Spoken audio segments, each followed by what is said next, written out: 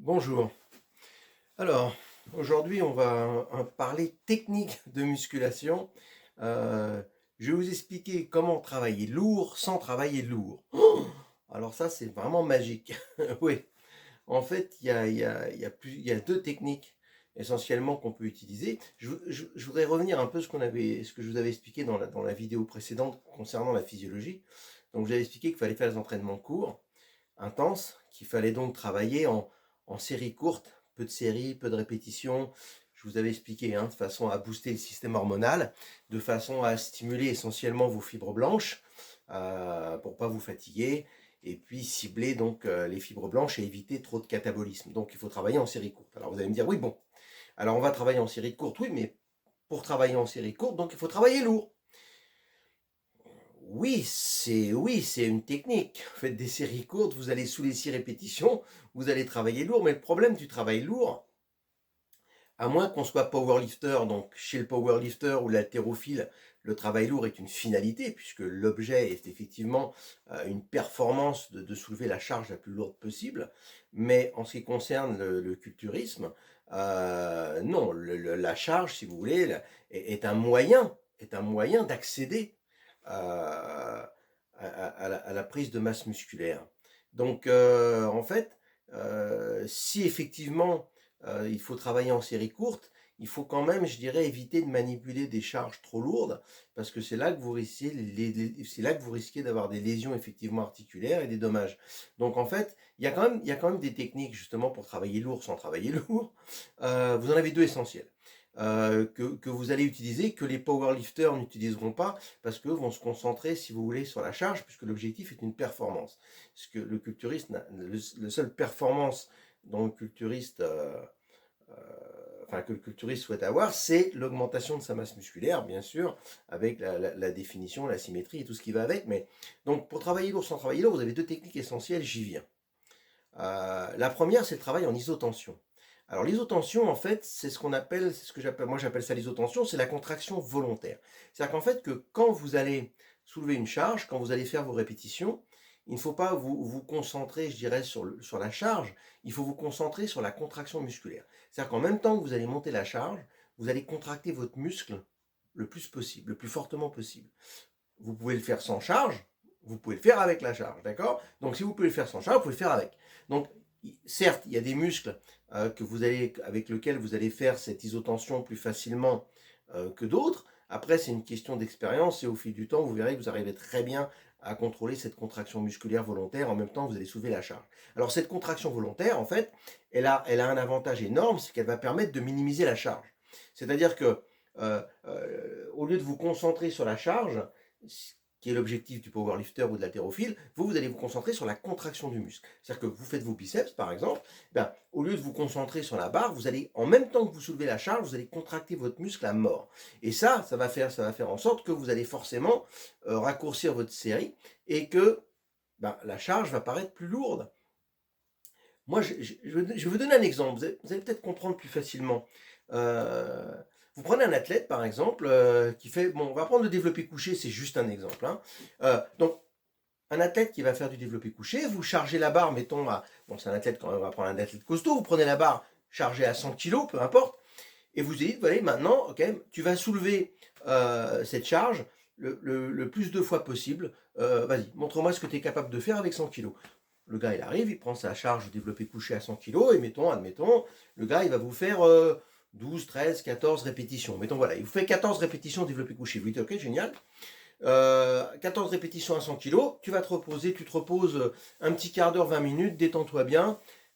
Après, tu reviens me voir, et puis je vais te demander autre chose. Le gars, il revient, d'accord, il se remet sous la barre des 100 kg, vous lui dites, mais attention, cette fois-ci, quand tu vas soulever ta charge, tu ne vas pas te concentrer sur le poids, mais je voudrais qu'à chaque répétition, tu contractes tes muscles à mort. C'est-à-dire que dès la première répétition, au lieu de pousser la charge et de te concentrer sur la charge, tu contractes ton muscle à mort en même temps que tu pousses la charge. Voilà.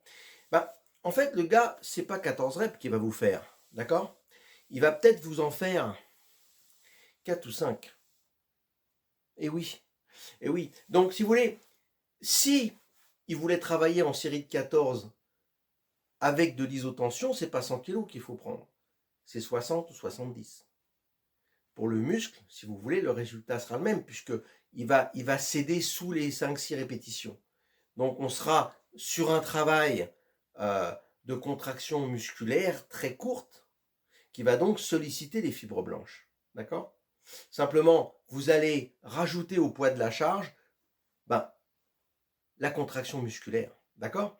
Donc en fait, vous allez donc pouvoir travailler en série courte en minimisant cette charge.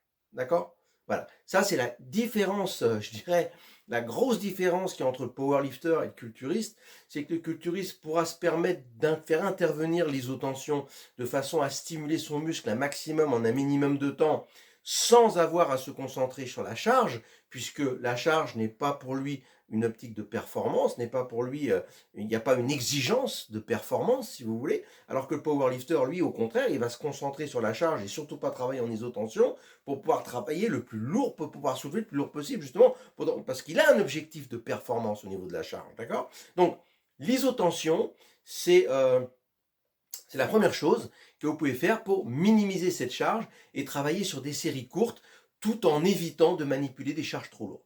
Ça, c'est la première chose. Alors, la deuxième chose, c'est la pré-fatigue. Alors ça, vous avez déjà dû en entendre parler.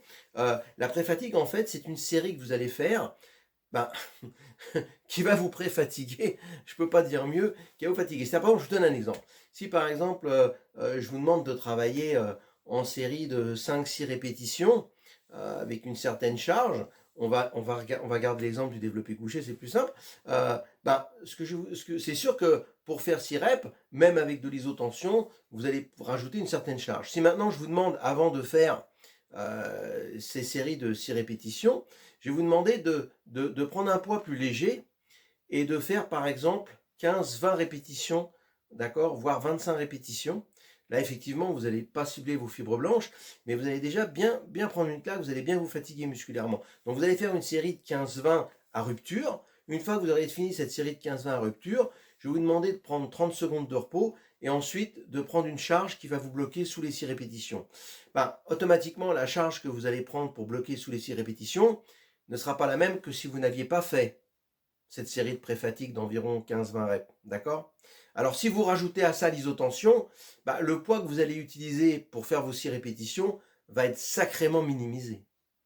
D'accord?